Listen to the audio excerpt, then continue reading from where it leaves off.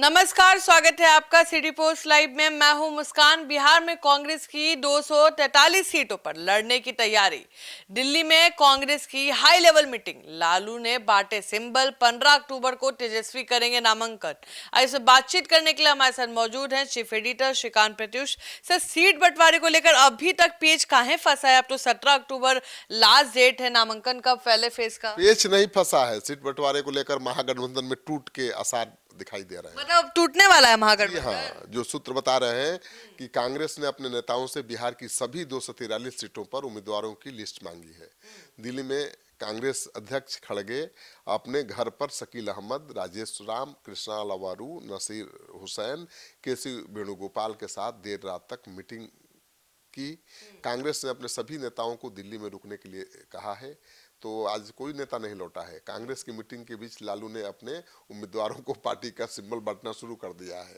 तो मीटिंग कांग्रेस की हो रही है, क्या करना है क्या नहीं करना है, लालू जी ने सिंबल बांटना शुरू कर दिया। मतलब लालू जी ने, मतलब तेजस्वी यादव ने सर, नहीं, लालू जी को आगे करके, मुझे लगता है कि लालू जी को आगे करके तेजस्वी गेम खेल रहे हैं। तेजस्वी तो दिल्ली गए थे और दिल्ली आज लौट भी गए हैं, लेकिन उसके पहले लालू जी सिंबल बांटने लगे हैं।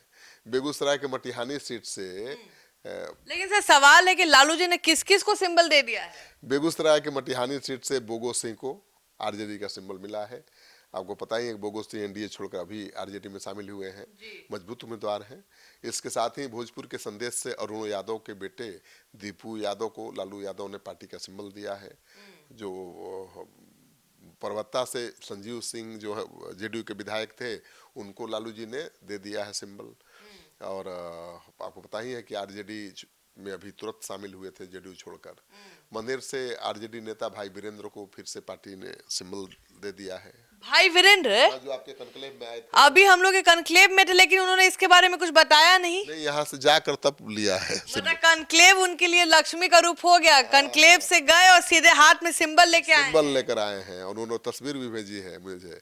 देखिए लालू जी मुझे सिंबल दे दिया आपके कनक्लेव से आते ही। तो कनक्लेव में आए और सिंबल मिल गया। सहनी को 18 सीटों का ऑफर है, उनमें से 10 राजद कैंडिडेट। ये क्या मतलब है? 40 सीट मांग रहे थे बेचारे, डिप्टी सीएम का पद मांग रहे थे और फिर वहीं तेजस्वी यादव ने किया, खंजर घोंप दिया। कांग्रेस ने वीआईपी सुप्रीमो को मुकेश सहनी को भी दिल्ली बुलाया था, आपको पता ही है। सूत्रों के अनुसार जो खबर आ रही है, मुकेश सहनी को आरजेडी ने 18 सीट का ऑफर दिया है। इन 18 सीटों में से आरजेडी ने 10 अपने उम्मीदवार बनाने की शर्त रख दी है। तो ये तो बीजेपी वाला बात हो गया। वो बोले थे कि बीजेपी अपना लड़वाया और सारा विधायक जीत के चलो गया। हाँ, तो वही है कि बीजेपी ने 11 सीट दिया था मुकेश सहनी को और सारा उम्मीदवार अपना दे दिया था और 4 जीते तो चले गए बीजेपी में वापस। तो वही लालू जी ने लगा दिया है गणित कि भाई आप लड़िए 18 सीट पर, कहिए कि हम 18 सीट पर लड़ रहे हैं, लेकिन 8 ही उम्मीदवार आपके होंगे, 10 उम्मीदवार तो हमारे होंगे। अब वीआईपी के सिंबल पर चुनाव लड़ेंगे, लेकिन होंगे लालू जी के आदमी, तो जीत जाएंगे तो मुकेश सहनी की बात सुनेंगे।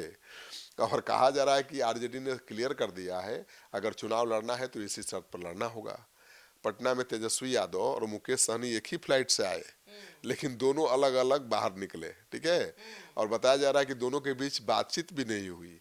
इसके साथ ही तेजस्वी यादव ने अपनी पारंपरिक राघोपुर सीट से 15 अक्टूबर को नामांकन करने की घोषणा भी कर दी है। आरजेडी ने नामांकन शुरू करने के लिए उम्मीदवारों को निर्देश भी दे दिया है और रविवार को आरजेडी कार्यालय से पहले चरण के तहत उम्मीदवारों को जल्द से जल्द नामांकन के लिए कहा गया है। आरजेडी ने उन सीटों पर नामांकन की तैयारी की है जहां समझौते पर कोई विवाद नहीं है।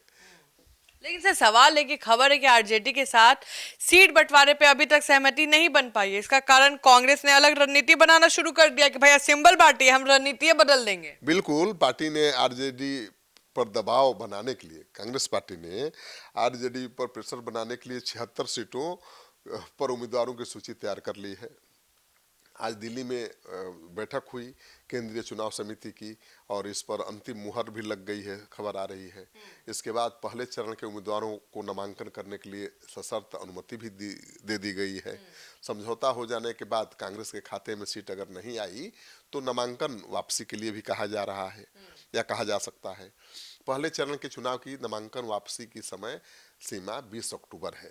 तो अब सोच लीजिए कि सीट फाइनल ही नहीं हुआ और कांग्रेस ने कह दिया कि नामांकन करो, लालू जी सिंबल बांट रहे हैं।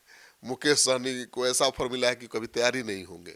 तब सर कल तुम हमको लगता है कि पूरे पटना में अब महागठबंधन ही का टॉपिक चलेगा सर, बिल्कुल क्योंकि एनडीए पे जहां महागठबंधन हंस रही थी कि आपके अंदर आपके जो दल है उसमें बात नहीं बन रही है, महाराज और जेडीयू के कई विधायक जो थे वो राजद का दामन थाम रहे थे, और यहाँ लालू जी अपना सिंबल बांटना शुरू किए, वहां नेगोशिएशन खत्म नहीं हो रहा है। बिल्कुल एनडीए सर में क्या कृष्णा अलावरू जैसे सख्त प्रभारी हैं, क्या वो ऐसा डिसीजन देने के लिए आगे आए होंगे, वहीं आए होंगे कि भाई जब नहीं मिल रहा है तो? ये तो राहुल गांधी का फैसला होगा। कृष्णा अलावारू तो वही कर रहे हैं जो राहुल गांधी चाहते हैं।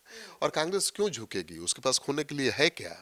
तो कांग्रेस अड़ी हुई है कि भाई ठीक है, आपको मुख्यमंत्री बनना है, मेरे साथ लड़ना आपकी मजबूरी है, मेरी मजबूरी नहीं लेकिन है। सर जो सीट बंटवारा हम देख रहे हैं उसमें तो लग रहा है कि राजद ही खाली चुनाव लड़ रही है। बिल्कुल, तो इसीलिए तो मैं कह रहा हूं कि कांग्रेस पार्टी ने अब 243 सीटों के उम्मीदवारों की सूची मांग ली है। और कांग्रेस पार्टी तो शुरू से 243 सीटों के उम्मीदवारों का आवेदन ले रही थी, जिस पर वाम दलों ने आपत्ति भी जताई थी कि भाई आपको जहां लड़ना है वहीं का उम्मीदवार का आवेदन लीजिए। आप 243 सीट पर ले रहे हैं, तो पहले से कांग्रेस ने तैयारी कर रखी थी। उसको अंदेशा था कि आखिरी क्षण में फिर तेजस्वी यादव धोखा देंगे, और वही हुआ। तेजस्वी यादव ने मुकेश सहनी को देखिए कैसे उड़ाया, और कांग्रेस पार्टी को भी गच्चा दे दिया। तो कांग्रेस पार्टी तो तैयार है कि हम तो अकेले लड़ लेंगे, हमारा क्या खोना है, हमारा क्या बनना बिगड़ना है, अकेले लड़ेंगे तो संगठन खड़ा हो जाएगा। भाई अकेले कांग्रेस 243 सीटों पर लड़ेगी तो 243 नेता, 20 विधायक आए लेकिन अपने दम पे खड़ी तो, अरे 5 भी नहीं आए, लेकिन 243 सीटों पर लड़ेगी तो उसका जनाधार बढ़ेगा, परसेंटेज बढ़ जाएगा ना। लोकसभा में तो फिर तो जादुए हो जाएगा। बिल्कुल, अभी तो 7% वोट लाती है कांग्रेस।